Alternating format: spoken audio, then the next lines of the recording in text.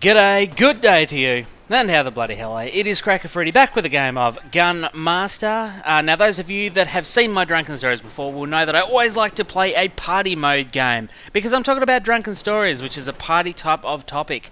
Now of course you might be wondering as well why I'm not playing the latest party game, which is Scavenger in the Aftermath DLC. But the truth be told is, when I logged on to try and get a gameplay, I joined a few servers. There were no servers dedicated to Scavenger alone. Every time I joined one, it seemed to be the end of it. Time was running out. I had to get a gameplay. In the end, I fell into this game of Gun Master, and it did actually go particularly well for me. I mean, obviously, if you're an MLG pro, then and your KD's like, I don't know, your KD's like 10 or something like that, then it may not be that fantastic. But as far as I go, it wasn't particularly bad.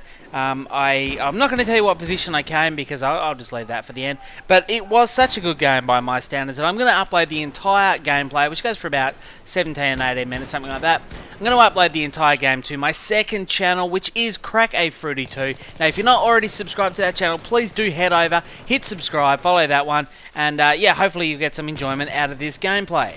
But of course, none of that matters. What does matter is the fact that it's Friday, and that means it's time for another Drunken Story. Now, today's Drunken Story is about the same guy that last week's Drunken Story was about. I really need to give him a name, because this guy, as I said last week, he's a bit of a unit, a fairly loose unit, and there's most likely going to be more stories to come on him. So I really need to give him a name. Now, what's an appropriate name I can give this guy? I'm going to go with Ronnie. Let's call him Ronnie. Okay, so from here on, if I refer to a guy called Ronnie, I am talking about this particular guy. The guy I talked about last week, he is a really close mate of mine, and we've spent a lot of time drinking together, so yeah, I'm probably going to have a few funny stories about him. Now, to give you a little bit of backstory about Ronnie, he used to play in a pipe band, a local pipe band. He was on the snare drums, everything like that. Anyway, an opportunity came up for his pipe band to go to Scotland, to the Edinburgh Military Tattoo. And he took that opportunity. I think he was playing the snare drums or something like that at the time. The opportunity came up, but I think for him, really, it was just a piss trip, just to go overseas, get drunk, and try out Scottish bars, chasing Scottish chicks, no doubt.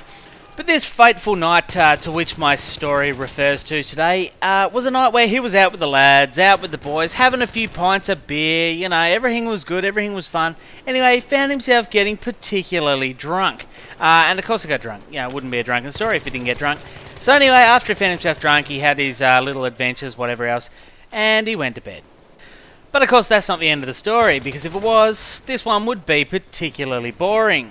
So what's actually happened to him is this particular night he suffered from a rare form of sleepwalking called drunk apnea. Yes, I did just make that one up just then. So what he's actually done is, after he's got up, he's obviously woken up at some stage during the evening, sleepwalking, you know, drunk apnea or whatever the hell I just called it. He's woken up and decided that he needs to go to the toilet. Pretty fair request, I would have thought. You know, he's been drinking pints all night, the man's bladder was probably full, and he needed to empty it. So he's got up, and I believe as he walked up the corridor, the fourth right in this hotel, because he was obviously staying in an area where it was a shared toilet facility, whatever.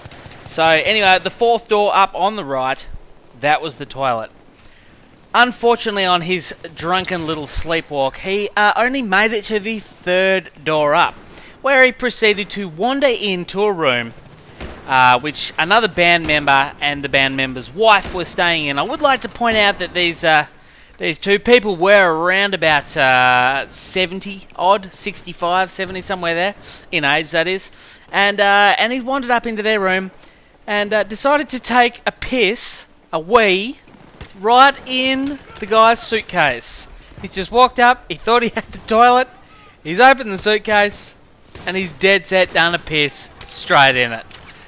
And after he's done this piss, if this wasn't funny enough, he's then wandered over to the bed of the wife, where the wife was sleeping, because the husband was out at the time, and he's jumped into bed, where the husband has walked back moments later, seen Ronnie in the bed with his wife, and started hollering and screaming.